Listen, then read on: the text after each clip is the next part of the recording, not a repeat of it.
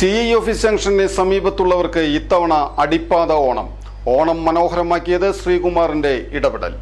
നന്മ communication branded smartphone, land phone, laptop, ടിവികൾ, വമ്പിച്ച ലോൺ മേളയും സമ്മാനങ്ങളും എക്സ്ചേഞ്ച് ഓഫറുകളും. നന്മ കമ്മ്യൂണിക്കേഷൻ, ശ്രീകാലേശ്വരിക്ക് മുൻവശവും വടക്കേനടയിലും. കഴിഞ്ഞ കുറച്ച് വർഷങ്ങളായി CEE ഓഫീസ് ജംഗ്ഷൻ അടച്ചുകെട്ടുമെന്ന ആശങ്കയിലായിരുന്നു ഓണം ആഘോഷിച്ചിരുന്നത്.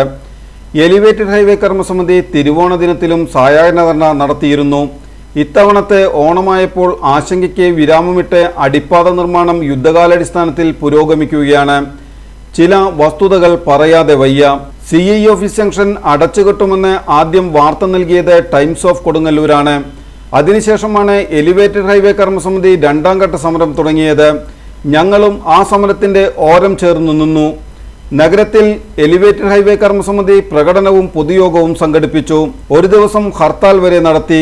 ഹർത്താൽ ദിനത്തിൽ നടന്ന പ്രകടനം വളരെ ശ്രദ്ധേയമായിരുന്നു. എല്ലാ രാഷ്ട്രീയ പാർട്ടികളും കൊടികൾ പിടിച്ചാണ് പ്രകടനത്തിൽ അണിനിരന്നത്. എന്നാൽ BJPയുടെ കൊടി കാണാനുണ്ടായിരുന്നില്ല.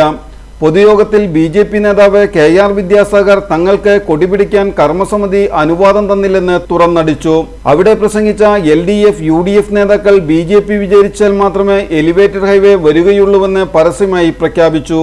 ഇത് രണ്ടും ഞങ്ങൾ വാർത്തയാക്കി. സമരം 300 ദിവസങ്ങൾ പിന്നിട്ടിട്ടും PD കർമ്മസമിതിയെ ചർച്ചയ്ക്ക് പോലും വിളിച്ചില്ല. MLA മാരായിരുന്ന VR Sunilkumar, ET Tyson master, കർമ്മസമിതി അംഗങ്ങളായ KP Sumedhan, doctor OG Vinod എന്നിവർ തിരുവനന്തപുരത്ത് NHAയുടെ RO ഓഫീസിൽ പോയി ചർച്ച നടത്തി. ചർച്ചയുടെ വിശദാംശങ്ങൾ കർമ്മസമിതി ഗ്രൂപ്പിൽ അറിയിച്ചില്ല. കർമ്മസമിതി അംഗം RO ഓഫീസിൽ പോയ വിവരം ഞങ്ങളെ അറിയിച്ചു. ഞങ്ങൾ RO ഓഫീസുമായി ബന്ധപ്പെട്ടു. അവിടെ നിന്ന് ഞങ്ങൾക്ക് ലഭിച്ച മറുപടി ഇങ്ങനെയായിരുന്നു: കേന്ദ്രമന്ത്രി സുരേഷ് ഗോപിയുമായി ബന്ധപ്പെട്ട് ഭരണതലത്തിൽ നിന്ന് തീരുമാനമുണ്ടാകണമെന്ന്.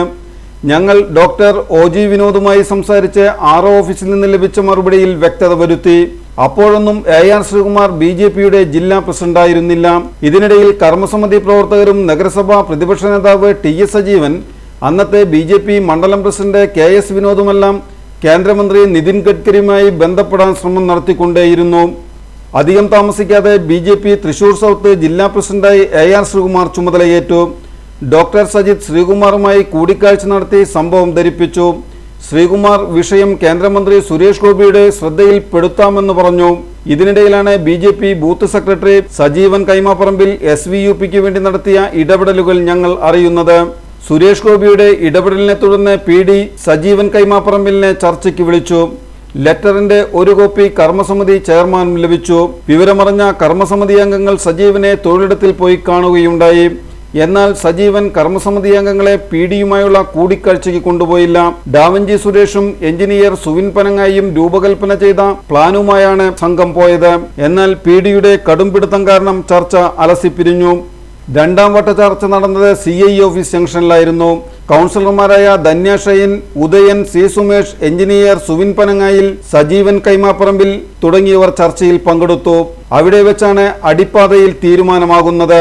ഞങ്ങൾ അടിപ്പാത ആവശ്യമാണെന്ന് മുകളിലേക്ക് റിപ്പോർട്ട് ചെയ്യാം. ഭരണതലത്തിൽ സ്വാധീനം ചെലുത്തിയാൽ മാത്രമേ ലഭിക്കുകയുള്ളൂവെന്ന് PD ഒരു ഉപദേശവും നൽകി. സുരേഷ് ഗോപിയുടെ ഇടപെടലിനെ തുടർന്ന് അടിപ്പാത ലഭിക്കുമെന്ന വിവരം ഞങ്ങൾക്ക് ലഭിച്ചതോടെ ഞങ്ങൾ ശ്രീകുമാറിന്റെ സമ്മർദ്ദമേറ്റു CEE ഓഫീസ് ജംഗ്ഷനിൽ SVUP എന്ന വാർത്ത നൽകി. അതിനെ ഞങ്ങൾ കേട്ട വഴി ചെറുതല്ല. ശ്രീകുമാറിൽ നിന്ന് പണം വാങ്ങിയാണ് വാർത്ത നൽകിയതെന്ന് ചിലർ കർമ്മസമിതിയുടെ വാട്സപ്പ് ഗ്രൂപ്പിൽ കുറിച്ചു. പ്രാദേശിക ജനം ചാനലിലെന്ന് ഞങ്ങളെ മുദ്രകുത്തി. തീരുമാനത്തിന്റെ ഓർഡർ വേണമെന്നായി മറ്റു ചിലർ. BJP സംസ്ഥാന പ്രസിഡന്റ് രാജീവ് ചന്ദ്രശേഖർ കൊടുങ്ങല്ലൂരിലെത്തിയപ്പോൾ ശ്രീകുമാർ വീണ്ടും വിഷയം അവതരിപ്പിച്ചു.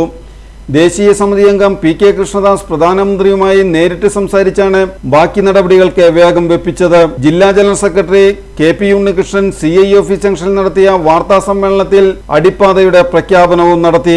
SVUP പാസ്സായതിന്റെ ഓർഡർ ഞങ്ങൾക്ക് തരുന്നത് AR ശ്രീകുമാറാണ്. വാർത്ത കാണാതായതോടെ മണ്ഡലം പ്രസിഡന്റ് ER ജിതേഷ് ഞങ്ങളെ വിളിച്ച് വാർത്ത നൽകാത്തതെന്ത് എന്ന് ചോദിക്കുകയുണ്ടായി. 5 മണിക്ക് ശേഷം നൽകാം, അല്ലെങ്കിൽ ഇപ്പോൾ തന്നെ കർമ്മസമിതിക്കാർ മെയിലയച്ച് അടിപ്പാത പാസ്സായതിന്റെ ഓർഡർ വാങ്ങുമെന്ന് ജിതീഷിനോട് ഞങ്ങൾ പറഞ്ഞു. ഞങ്ങൾ സംശയിച്ച പോലെ തന്നെ ഞങ്ങൾ വാർത്ത നൽകി തൊട്ടടുത്ത ദിവസം മെയിലയച്ച് കർമ്മസമിതി SVUP പാസ്സായതിന്റെ രേഖ സംഘടിപ്പിച്ചു. ഇതിന്റെ ക്രെഡിറ്റ് ഞങ്ങൾക്ക് വേണ്ട. കാരണം വഴിയടയ്ക്കുമെന്ന് ജനങ്ങളെ അറിയിച്ചതും SVUP പാസ്സായെന്ന് ജനങ്ങളെ അറിയിച്ചതും ഞങ്ങളാണ്. പൈതൃകപാത സംരക്ഷിക്കാൻ ശ്രീകുമാർ നടത്തിയ ശ്രമങ്ങൾ ഇല്ലായിരുന്നെങ്കിൽ ഇത്തവണത്തെ തിരുവോണത്തിനും കർമ്മസമിതിക്ക് സായാഹ്ന ധർണ നടത്തേണ്ടി വരുമായിരുന്നു.